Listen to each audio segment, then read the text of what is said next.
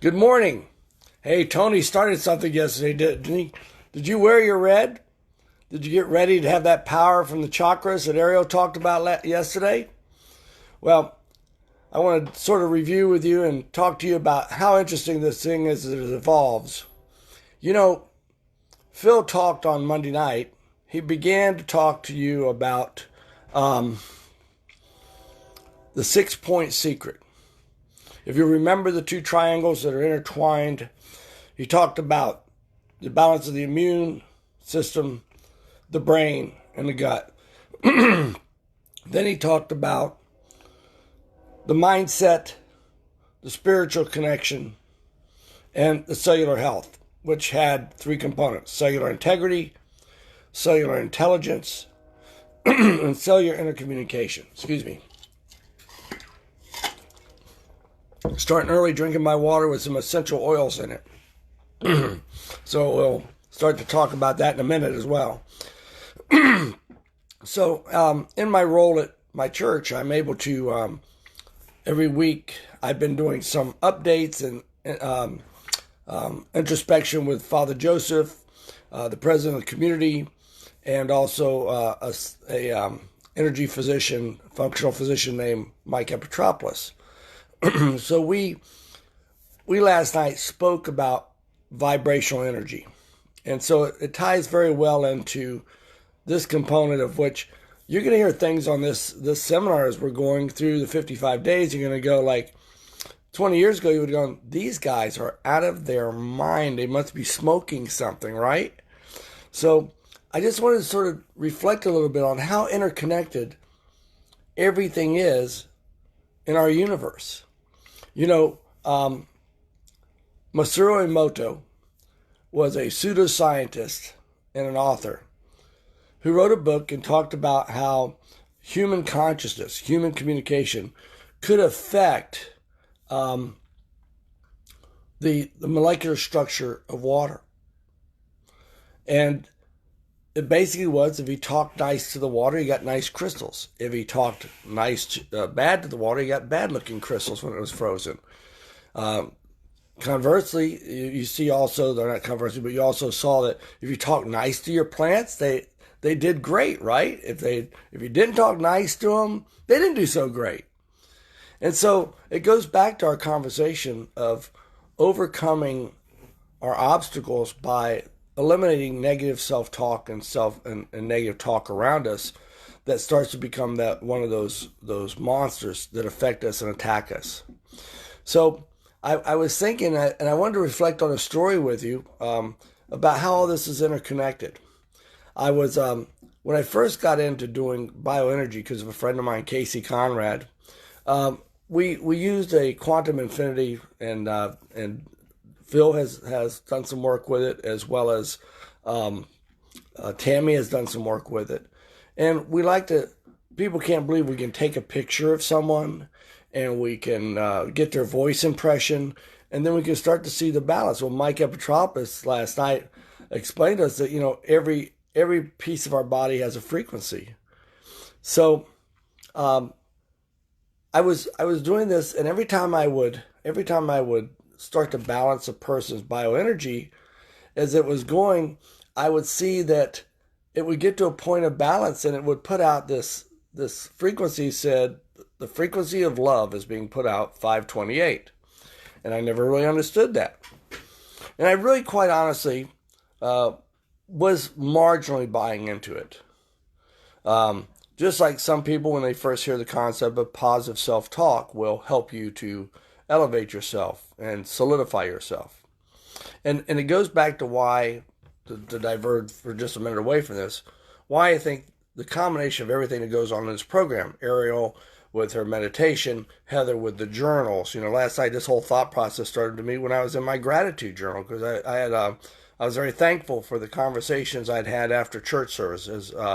Just so you guys know, I don't go to church every night. It's just our Holy Week this week, because as we know from previous ones, we're a week behind on Easter, and this is our Easter this week.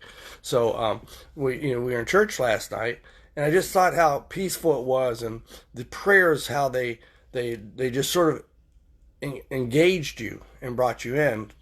And I walked in a bit frustrated, lots of things on my mind. I left peaceful. And so this practice of bringing the spiritual component into yourself is so strong of an influence. You have to decide, you have to choose where that spiritual component comes from, how it's structured. Um, so so I right going back to the story. So I had a phone call one day. There was a lady who I had never met before, a very nice sounding lady, and she said she called me because her son was one of my athletes that I coached, and he committed suicide, and she enlightened me on the whole story of the suicide and the background of it, which was not the greatest background. And she told me how frustrated she was trying to bring closure and how much pain her and her family had over this whole situation. And so, long story short, I talked to Father Joseph, and we asked her to come to a healing service at the church. Now, imagine this young lady comes to the church. Her first words to me in the conversation was, "We're not spiritual and we're not religious." So she comes with an open heart to the church that night for this healing service. And the healing service is all in Greek. She doesn't speak Greek. So when I go to meet her after, because I actually had never met her, but I knew there weren't a lot of people come to the service, so I knew who she was because I was there pretty frequently. I came out to introduce myself, and we were talking, and she's crying. And I said, "Are you okay?" And she says, I've never had so quickly so much lifted off of me, pain." And I introduced her to Father Joseph, and I said to her, "Father Joseph, here's so and so," and they started to talk, and I told Father Joseph she's not religious and she's not spiritual.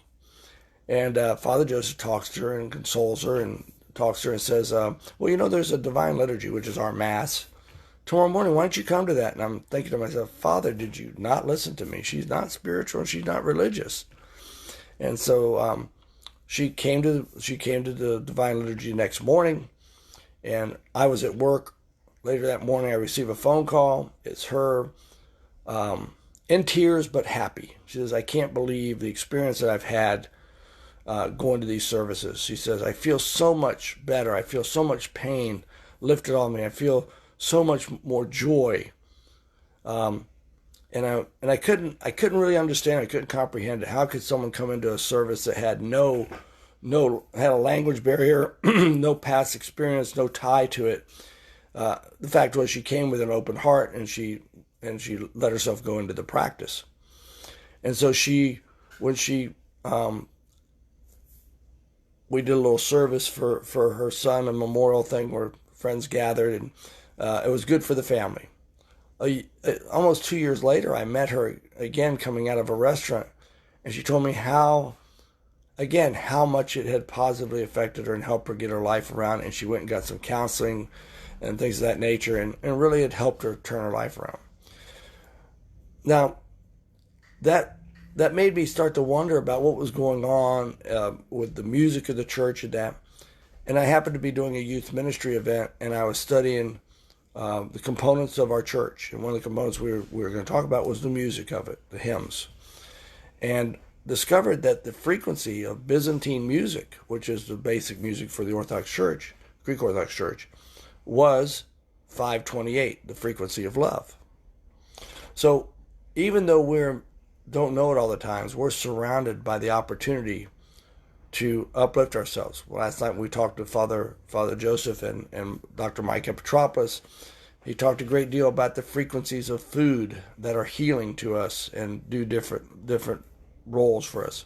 We talked about the use of olive oil and how it's used as for healing, and how many oils, essential oils like rose and frankincense and myrrh, and those oils have huge abilities for anti-inflammatory, antiviral, anti-mold,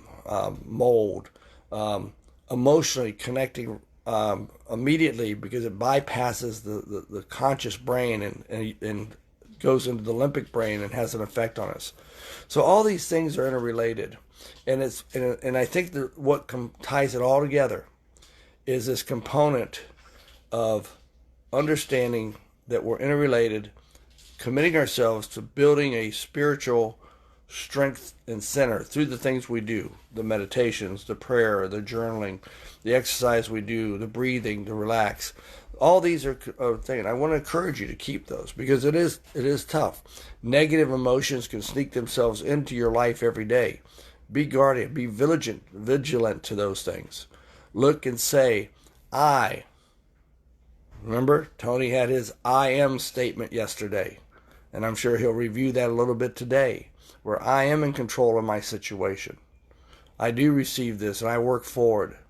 I think we have to begin to open ourselves to these things and look for that. So I don't want to get too deep into this because probably it will bore some people. I'm finding some amazing things. Ariel did a great job yesterday, and as I said, wearing the red this morning. I want to encourage you to get into your journals, take some time for yourself, get your 9-minute routine or 12 or 14-minute for you thoroughbreds today, and have a great day. I also found something my manager put on. It was interesting. She put it today on her Facebook post. I thought I'd share it with you as we part today. I said, everything is not canceled. Sunshine is not canceled. Spring is not canceled. Love is not canceled. Relationships are not canceled. Reading is not canceled. Devotion is not canceled. Music is not canceled. Naps are not canceled. Dancing is not canceled. Imagination is not canceled. Kindness is not canceled. Conversations is not canceled. And hope is not canceled. And neither is your journey to self-improvement through the small and little things that you will do in this program.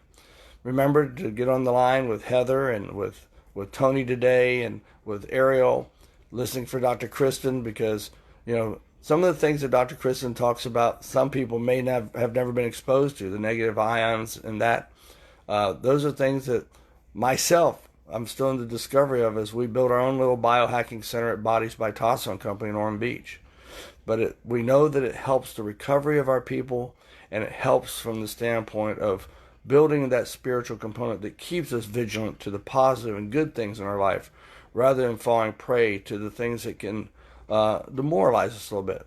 So I hope today with no gimmicks, no showers, no singing, no dancing, I hope I've planted a good seed in you today. I look forward to tomorrow, and I promise there's more chicanery coming on my part. But every so often I do have to come with sort of a serious presentation and to wake you guys up with that. So God bless all of you today. Have a wonderful day. Be blessed. Be focused. Be diligent to your little things that you can do. And remember, everything's not canceled. The self-improvement of you today will move forward and be great. God bless and have a wonderful day.